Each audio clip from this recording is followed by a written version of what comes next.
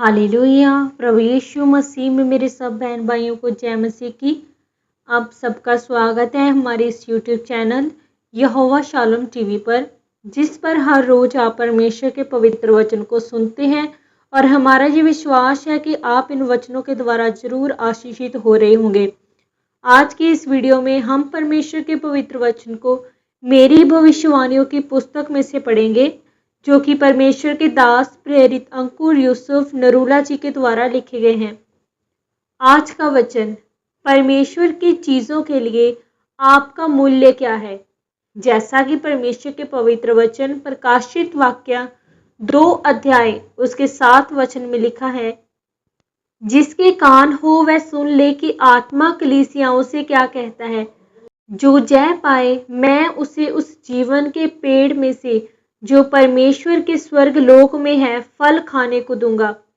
मेरे प्रियो, मैं आपको बताना चाहता हूँ कि आपका जीवन इस बात पर निर्भर करता है कि आपके जीवन में परमेश्वर के चीज़ों की कीमत कितनी है।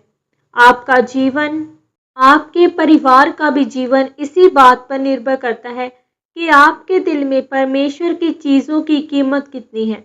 आप जानते हैं कि नूह के समय में परमेश्वर ने सारी दुनिया को खत्म कर दिया था। उस समय नूह और उसकी पत्नी और उसके 3 बच्चे और उनकी पत्नियां बची, और वह जानवर जो उसने बचाए। बाइबल बताती है नूह किसानी करने लगा और उसने दाख की बारी लगाई, और एक दिन ज़्यादा पीने के कारण नूह नंगा लेट गया।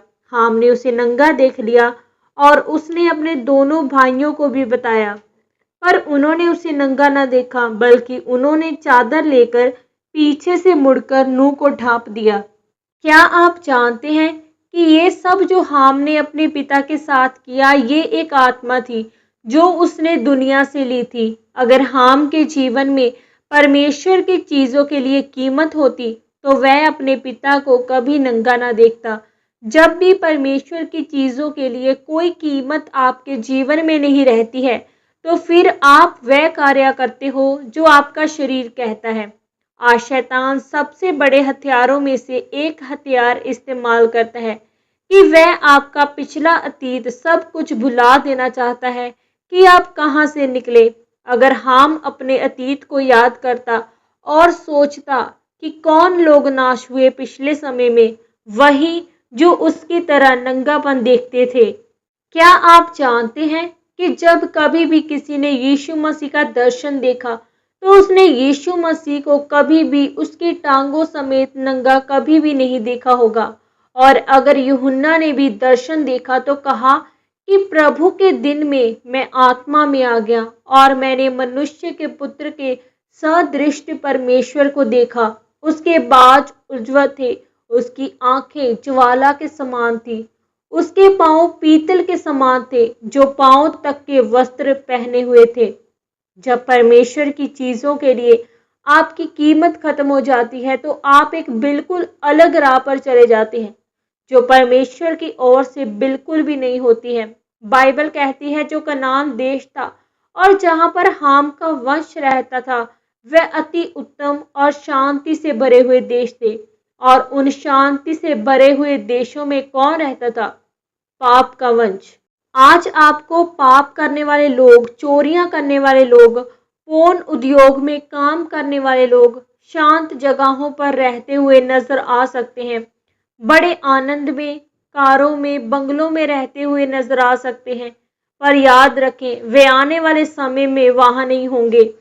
आज आप जब परमेश्वर की चीज़ों के लिए कीमत नहीं रखते हैं तो आप खुद शैतान के फंदे में फंसते हैं। मेरे प्रियो, आज आपकी आंखों में परमेश्वर की चीज़ों के लिए मूल्य होना चाहिए। आपकी प्रार्थना कम नहीं चाहिए, आपके उपवास कम नहीं होने चाहिए, तो परमेश्वर आपको आशीषित करेंगे। आमीन। आइए हम मिलकर इस सामर्थी प्रार्थना को करें। सर्वशक्तिमान परमेश्वर, मैं इस वचन के लिए आपका धन्यवाद करती हूँ।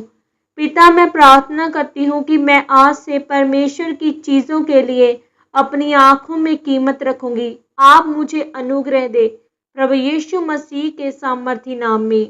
आमीन, आमीन। आज के इस पवित्र वचन के पढ़े और सुने जाने के द्वारा परमेश्वर आप सबको बहुत आय से आशीषित करे। सबको जय मसीह की।